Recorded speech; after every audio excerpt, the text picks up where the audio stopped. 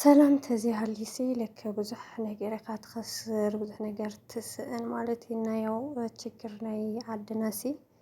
ያው እናቐፀለ እዩ ዝኸይድ ዘሎ እስካብ ሕዚ ምንም ብዙሕ ለውጢ እናተረኣየ ኣይኮነን። መጭዌት እናበዝሐ ያው ህዝብናሲ ዳርጋ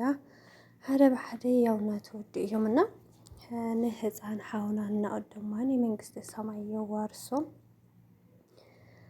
ሰላም ሰላም ከመይ ኣለኹም ናይ ሰላም ዩቲዩብ ቻናል ተኸታተልቲ እግዚአብሔር ይመስገን ኣነ ብጣዕሚ ፅቡቅ ኣለኹ። ንስኻትኩም እውን ኣብ ዘለኹም ሰላምኩም ብዙሕ ትርፍ ይበል እምበኣር ክስ ነዚ ቻናል ሓድሽቲ ዝኾንኩም ድማ ላይክና ሰብስክራይብ ምግባር ቤተሰብ ይኹኑ እንድግዜ እንዲሁም ናይ ኩሉ ግዜ ቤተሰብ ደማኒ ያው ምትባዕኩም ኣይፈለየኒ እምበኣር ክስ ያው ሰላም ሲ ያው ሰላም እንተሃልዩስ ልክ ብዙሕ ነገር ክህሉ ዝኽእል ሰላም እንተዘይሃልዩ ግን ያው ትሪእዎ ኣለኹም ኣብ ዓድና ብዙሕ መጭዌቲ ይበዝሕ ኣሎ ማለት እዩና ያው በመጀመርያ ናኦድ ህፃን ሓውና ድማ መንግስቲ ሰማይ የዋርሶ ያው እዚ ህፃን እዚ ብሰንኪ ሰላም ምስኣን ኣብ መዕቆቢ እንዳነበረ ስለ ዝፀንሐ ያው በእንደ ኣጋጣሚ ኮይኑ ያው ብዝብኢ ክብላዕ ክኢሉ ማለት እዩና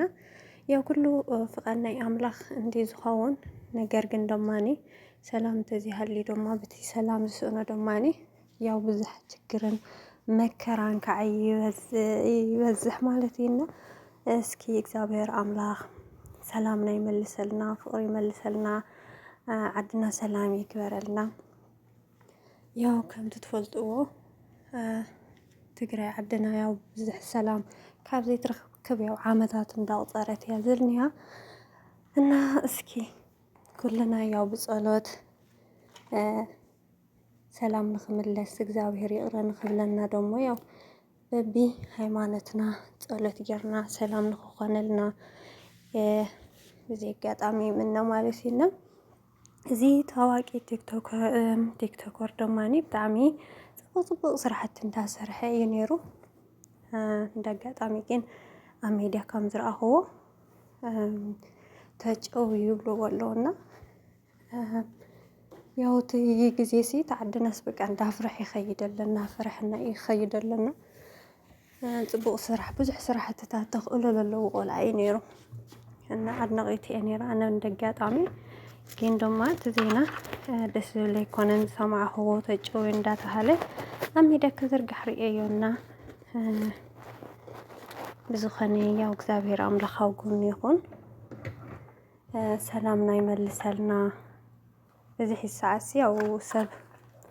ንገንዘብ ጥራሕ እንዳነበረ ከም ዘሎ እዩ ዘርእየካ ንገንዘብ ጥራሕ ይነብር ከም ዘሎ ሰብ ዓጊትካ ገንዘብ ንምቕባል እዚ ሲ ያው እግዚአብሔር ኣይፈትዎ ሰብ እውን ኣይፈትዎ ንከምዚ ዓይነት ስራሕትታት ምስትማር ሲ ኣድላይ ነገር ኣይኮነይ ነይሩ እና ያው ሰላም እስኪ ሰላም የምፀልና ክብል ዝኽእል ከምኡ ብዙሓት እዮም ብዙሓት ኣብ ዓዲ ሲ ብዙሕ ነገር እዩ ተጨውዩ ዝበሃል ዘሎ ብዙሕ ሰባት ንሰምዕ ኢና እንደ ኣጋጣሚ እዚ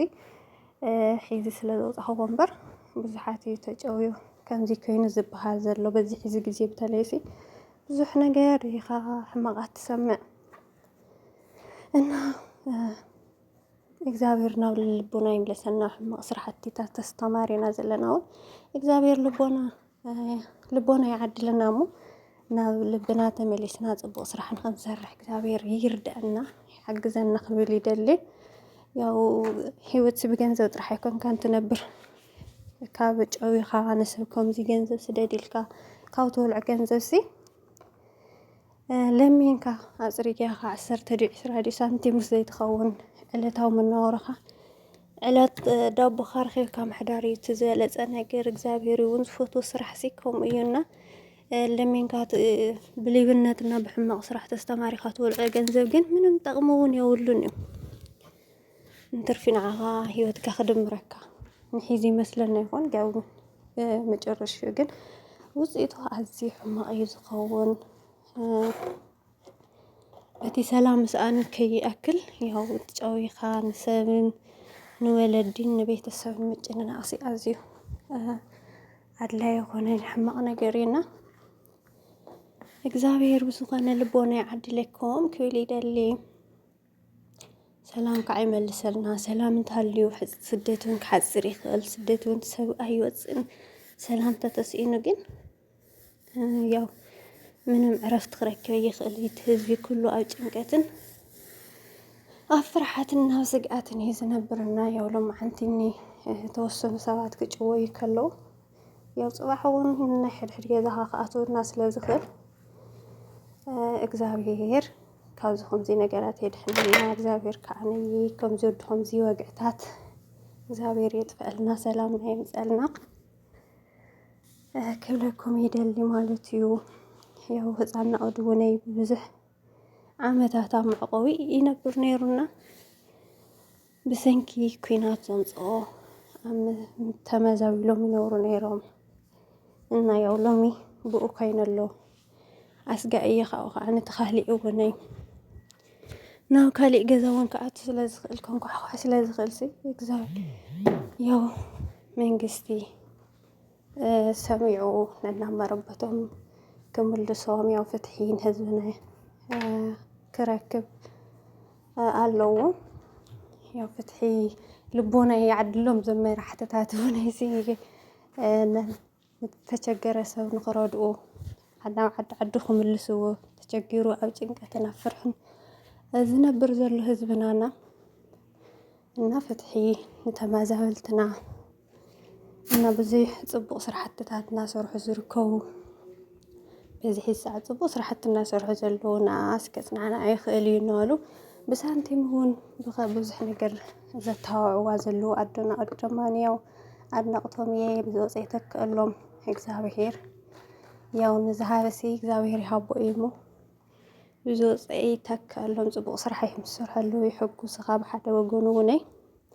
ንታዶሲ መፅናዕኒዕ ክኾን ይኽእል እዩ፣ ሓቦ ክኾን ይኽእል እዩና ደስ ዝብል ስራሕቲ ኢኹም ትሰርሑ ኣለኹም። ፅቡቅ ስራሕ እናሰርሕኹም እትርከቡ ማለት እዩ። እና እግዚአብሔር ሰላም ፍቅሪ ንሃገርና እየምፅአልና ክብለኩም ይደሊ እና ያው ሎማዓንቲ ውዕለይ ደማኒ ብንእሽተይ ፅሬተይ ጀማሚረ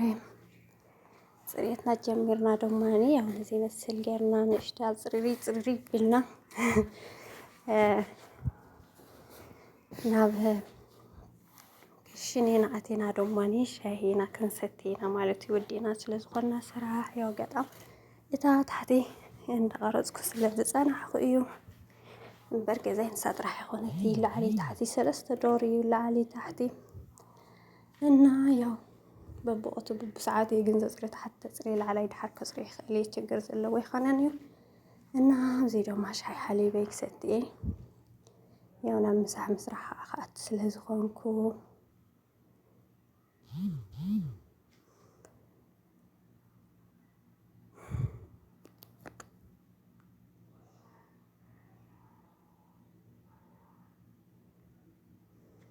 እና ሻሂ ሓሊበይ ነዚኣ ትመስል ኣዝያ ቆንጆ ዝኾነት ሻሂ ሓሊበይ ቁርሰይ ቆራሪሰ ማለት እዩና እስካብ ሕዚ ምሳኹም ትነፀንሐት ነዚ ይመስል ነይሩ። ብካልእ ትሕዝቶይ እስካብ ዝመፀኩም ደማ ተሰናይ ንዓኹም። ነዚ ቻናል ደሞ ላይክ እና ሳብስክራይብ ምግባር ከይትርስዑ ኢኹም። ባይ ባይ። ብጣዕሚ ልፈተኩም።